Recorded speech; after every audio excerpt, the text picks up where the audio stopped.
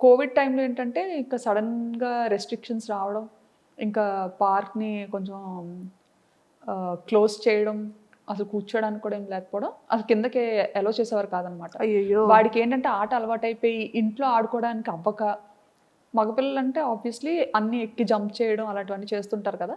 So, పాపకి నేను ready చేస్తున్న టైంలో నా సోఫా వెనక నుంచి పైకెళ్ళి, సోఫా పైనుంచి కిందకి దూకాడు. ఓహ్! పక్కన కార్నర్‌లో వైఫై టేబుల్ ఒకటి ఉంటదనమాట. Corner table. అది షార్ప్‌గా ఉండేది. చిన్న రౌండ్ టేబులే. అసలు హ్మ్. ఆ టేబుల్ తగులుతదని కూడా ఎవరు అనుకోం.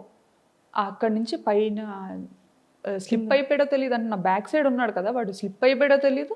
అలా పడిపోయాడో తెలీదు.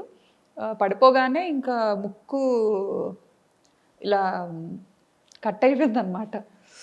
హ్మ్. ఇలా కట్ అయిపోయి ఇంకిలా ఇలా వచ్చేసాను ముందుకి. అమ్మో! హ్మ్.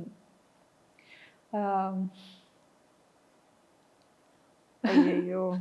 ఇప్పుడంతా చాలా మంచిగా హ్మ్. రికవరీ అయ్యాడు. మంచిగా సెట్ అయ్యాడు. ఆ టైంలో చాలా హ్మ్. పాపం వరీ అయ్యుంటారు. అంటే ఆ పాపతో ఎప్పుడు నాకు దెబ్బలు తెలీదు. అది ఫస్ట్ టైమ్. First time. హ్మ్. అప్పుడు చాలా